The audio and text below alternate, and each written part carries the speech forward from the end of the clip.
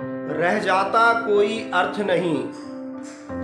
राष्ट्र कवि श्री राम धारी सिंह दिनकर जी की कुछ पंक्तियां आपके सामने निवेदित करता हूं, इस आशा के साथ कि शायद आपको भी पसंद आए।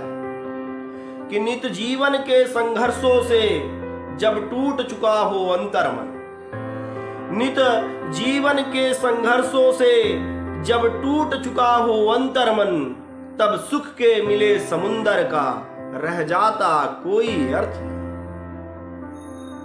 जब फसल सूख कर जल के बिन तिनका तिनका बन गिर जाए, जब फसल सूख कर जल के बिन तिनका तिनका बन गिर जाए, फिर होने वाली वर्षा का रह जाता कोई अर्थ नहीं।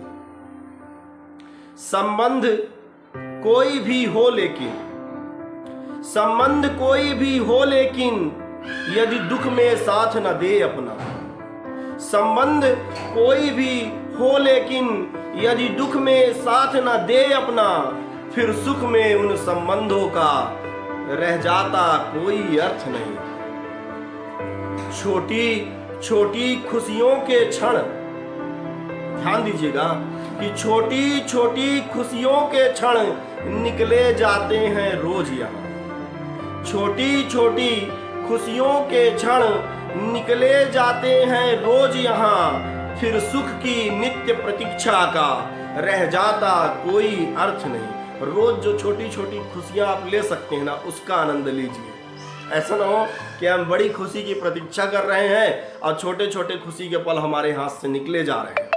कि छोटी छोटी खुशियों के क्षण निकले जाते हैं रोज यहाँ, फिर सुख की नित्य प्रतीक्षा का रह जाता कोई अर्थ नहीं। और मन कटुवाणी से आहत हो, मन कटुवाणी से आहत हो, भीतर तक छलनी हो जाए।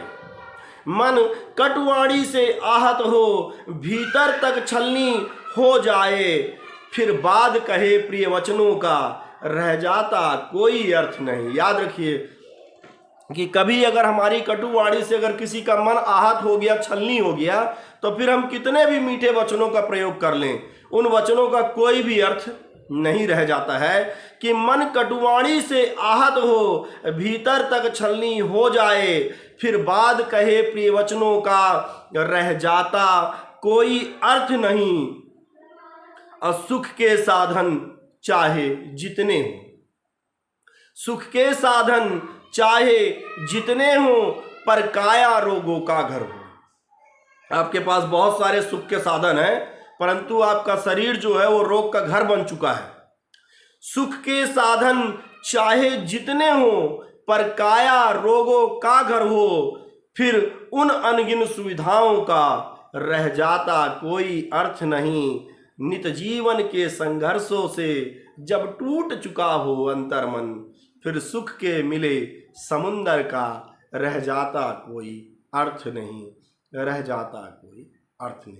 ये पंक्तियां श्री रामधारी सिंह दिनकर की थी, मैंने सिर्फ आपके सामने निवेदित की है। धन्यवाद।